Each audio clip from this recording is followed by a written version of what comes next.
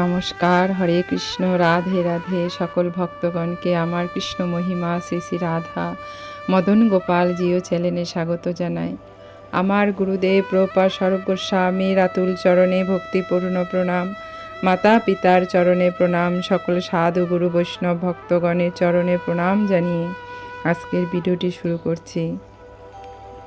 আজকে আমরা আস্বাদন করব বরথিনী একাদশী ব্রত মাহাত্ম্য কথা। বৈশাখ মাসে কৃষ্ণপক্ষিয়া বরথিনী একাদশী ব্রত মাহাত্ম্য ভবিষ্যত্তর পুরাণে যুধিষ্ঠির শ্রীকৃষ্ণ সংবাদে বর্ণনা করা হয়েছে। যুধিষ্ঠির মহারাজ শ্রীকৃষ্ণকে বললেন, হে বাসুদেব, আপনাকে প্রণাম। বৈশাখ মাসে কৃষ্ণপক্ষের একাদশী কি নামে প্রসিদ্ধ এবং তার মহিমাই বা কি তা কৃপা করে আমাকে বলুন।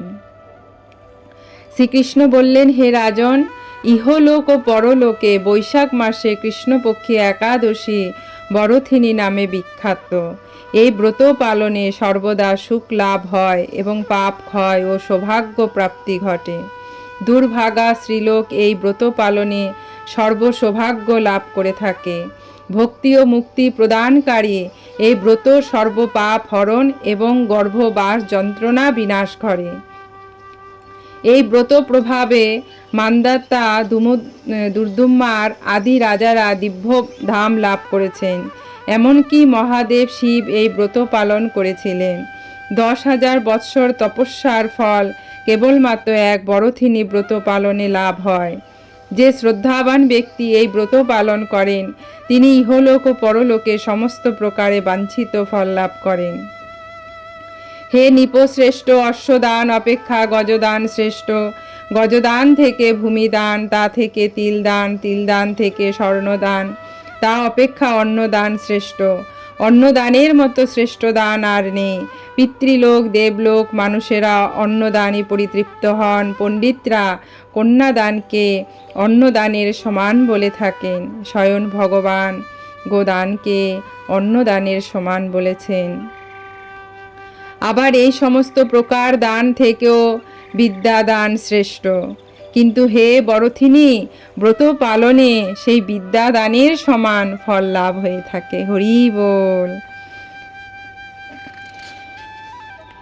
পাপমতি যেসব মানুষ কন্যার উপার্জিত অর্থ জীবন ধারণ করে, পুণ্য ক্ষয়ে তাদের নরক যাতনা ভোগ করতে হয়। তাই কখনো কন্যার উপার্জিত অর্থ গ্রহণ করা উচিত নয়। যে ব্যক্তি বিভিন্ন স্বর্ণা অলঙ্কার সহ কন্যাদান করেন তার পুণ্যের হিসাব স্বয়ং চিত্রগুপ্ত করতে অসমর্থ হন। কিন্তু বরথিনী ব্রত পালনকারী কন্যাদান থেকেও বেশি ফল লাভ করে। ব্রতকারী ব্যক্তি দশমীর দিনে কাঁসার পাত্রে ভোজন, মাংস, মুসুর, ছোলা, শাক, মধু, অন্যের প্রদত্ত অন্ন গ্রহণ, 2 বার আহার ও মৈথুন্য পরিত্যাগ করবে।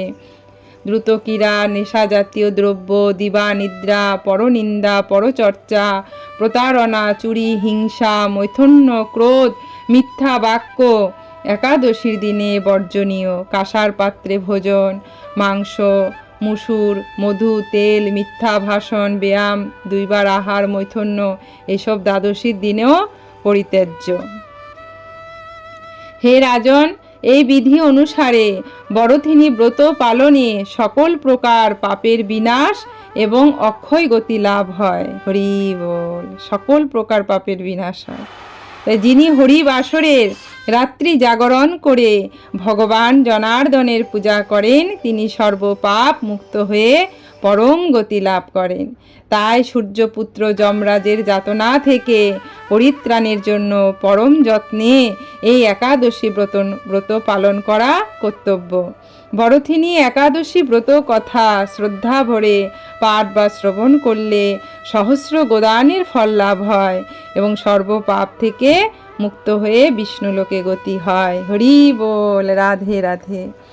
ভিডিওতে লাইক, শেয়ার, সাবস্ক্রাইব করবেন আর কমেন্ট করবেন। আপনারা সবাই গোবিন্দের কৃপা আশীর্বাদে সুস্থ থাকবেন, ভালো থাকবেন। রাধে রাধে। হরি বল।